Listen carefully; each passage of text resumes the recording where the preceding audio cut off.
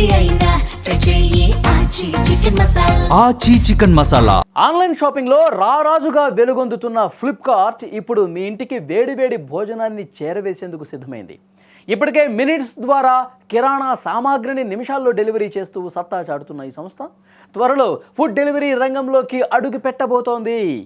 ఈ ఏడాది మే లేదా జూన్ నెలలో బెంగళూరు వేదికగా పైలట్ ప్రాజెక్టు ప్రారంభించి 2026 చివరి నాటికి దేశవ్యాప్తంగా విస్తరించాలని ప్రణాళిక రచిస్తోంది. భారతదేశంలో ప్రస్తుతం ఫుడ్ డెలివరీ మార్కెట్ విలువ సుమారు $9 బిలియన్ ఉంది. అయితే 2030 నాటికి ఇది ఏకంగా $25 బిలియన్ చేరుకుంటుందని అంచనా. ప్రస్తుతం ఈ రంగంలో జొమాటో, స్విగ్గీలు తిరుగులేని ఆధిపత్యాన్ని కొనసాగిస్తున్నాయి.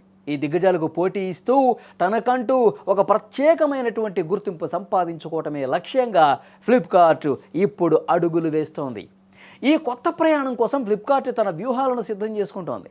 దీనికోసం ఒక ప్రత్యేక ప్లాట్ఫామ్ను రూపొందించాలా, లేక ప్రభుత్వ మద్దతు ఉన్న ONDC నెట్వర్క్ ద్వారా రావాలా, ఈ అంశం మీద తీవ్రంగా ఆలోచనలు చేస్తున్నట్టుగా తెలుస్తోంది.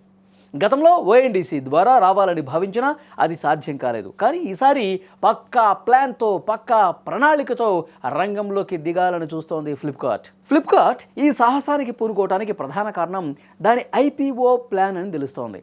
పబ్లిక్ లిస్టింగ్కి వెళ్లే ముందు కొత్త ఆదాయ మార్గాలను అన్వేషిస్తున్న కంపెనీకి ఫుడ్ డెలివరీ ఒక గొప్ప అవకాశంగా కనిపిస్తోంది. అంతేకాదు, ఫ్లిప్కార్ట్ వద్ద ఇప్పటికే 800కు పైగా డార్క్ స్టోర్లు ఉన్నాయి. ఈ బలమైన లాజిస్టిక్స్ నెట్వర్క్ ఆహారాన్ని వేగంగా డెలివరీ చేయడానికి ఎంతగానో దోహదపడుతుందని కంపెనీ భావిస్తోంది. అయితే ఈ ఫుడ్ డెలివరీ రంగంలో నిలదొక్కుకోవటం అంత ఈజీ కాదు. గతంలో ఉబెర్ ఈట్స్, అమెజాన్, ఓలా వంటి దిగ్గజాలు ప్రయత్నించి భారీ నష్టాలతో వెనక్కి తగ్గాయి. ప్రస్తుతం ర్యాపిడో కూడా ఓన్లీ పేరుతో ఈ రంగంలోకి దిగుతోంది. మరోవైపు జొమాటో, స్విగ్గీలు ఇప్పటికే 20% పైగా వృద్ధిని నమోదు చేస్తూ బలంగా ఉన్నాయి. ఇటువంటి తీవ్రమైనటువంటి క్లిష్టమైనటువంటి పోటీ ఉన్నటువంటి నేపథ్యంలో ఫ్లిప్కార్ట్ తన భారీ పెట్టుబడులతో ఏ మేరకు ఇక్కడ నిలదొక్కుంటుంది, ఏ మేరకు ఇక్కడ గట్టెక్కుతుందో చూడాలి. ఒకవేళ ఫ్లిప్కార్ట్ ఈ రంగంలో విజయవంతమైతే అది సామాన్య వినియోగదారులకు పెద్ద ఊరట ఇస్తుంది అనటంలో ఏమాత్రం సందేహం లేదు. పోటీ పెరగటం వల్ల కస్టమర్లకు మరింత మెరుగైన ఆఫర్లు, తక్కువ ధరలు, అత్యంత వేగవంతమైన సేవలు అందే అవకాశం ఉంది.